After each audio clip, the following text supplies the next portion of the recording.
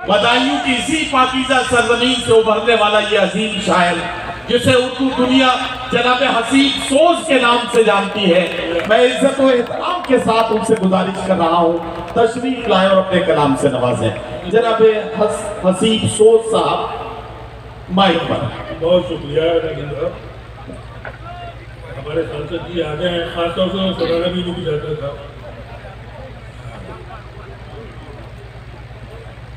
सुनिएगा, बगैर किसी तरजीह के हाजिर करता हूँ। एक मतला दो शेर मुलाजा की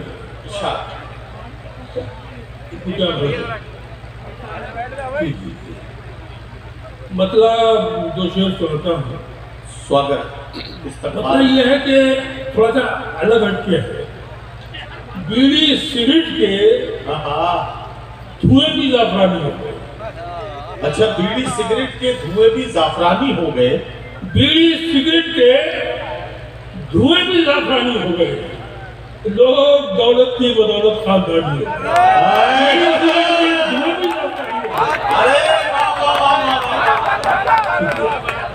बीड़ी सिगरेट के धुएं भी जाफरानी हो गए।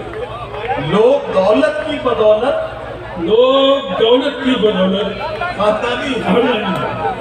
हसीब भाई क्या कहना बाबा? लोग दौलत की बदौलत खानदानी हो गए। चलिए कि मैंने शेर सुने कि मैंने सहरा की जमीनों को समंदर कर दिया। वाह। मैंने सहरा की जमीनों को समंदर कर दिया। मुझसे मिलकर मेरे दुश्मन पानी पानी हो। वाह। मैंने सहरा की जमीनों को समंदर कर दिया। मुझसे मिलकर मेरे दुश्मन पानी पानी हो गए। वाह वाह वाह। ये गजल के दो तीन शेर और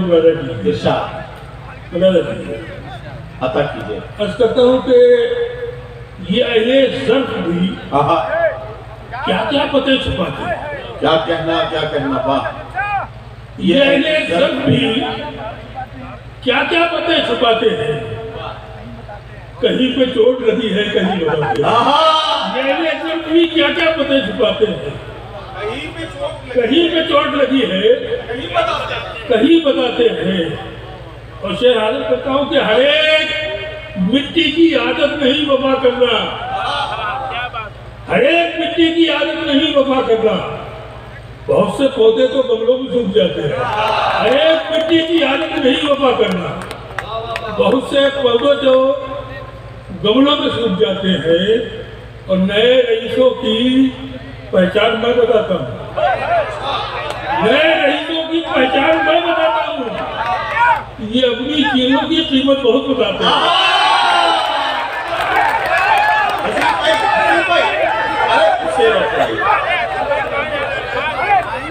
शेर और सुनाइए।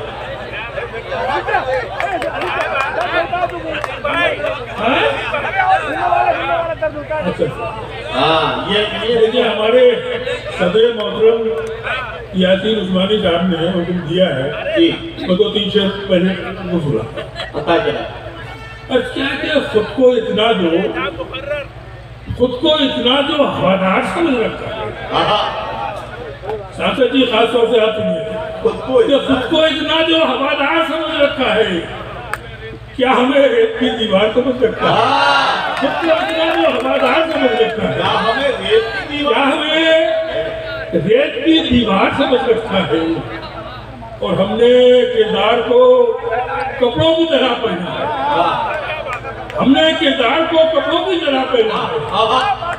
तुमने कपड़ों ही को किरदार कपड़ों की तरह पहना है। हमने किरदार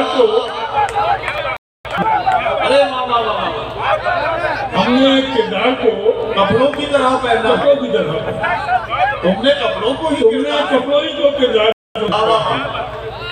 उससे ये भी सुने कि उसको खुददारी का क्या पाठ पढ़ाया जाए। उसको खुददारी का क्या पाठ पढ़ाया जाए। 20 को जिसने पुरस्कार दो उसको खुददारी का क्या पाठ पढ़ाया जाए। उसको खुददारी का क्या पाठ पढ़ाया जाए। भीख को जिसने पुरस्कार समझ रखा है, वाह। वो तुमसे मैं और सुना के अपनी जगह लेता हूँ। इरशाद इरशाद। अस्तिया के बड़े हिसाब से इज्जत बचानी पड़ती है, बड़े बड़े हिसाब से इज्जत बचानी पड़ती है। इज्जत बचानी पड़ती है।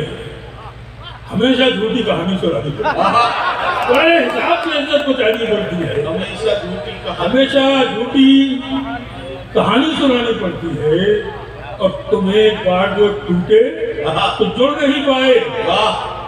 हमें तो रोज ये जिम्मेदारी उठानी पड़ती है। तुम्हें एक बार जो टूटे तो जुड़ नहीं पाए, वाह वाह वाह वाह।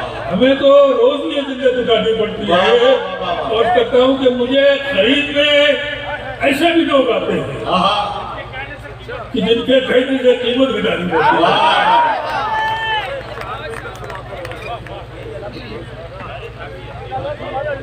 हज़रात गिरामी, आप हसीब सोच साहब को सुन रहे थे।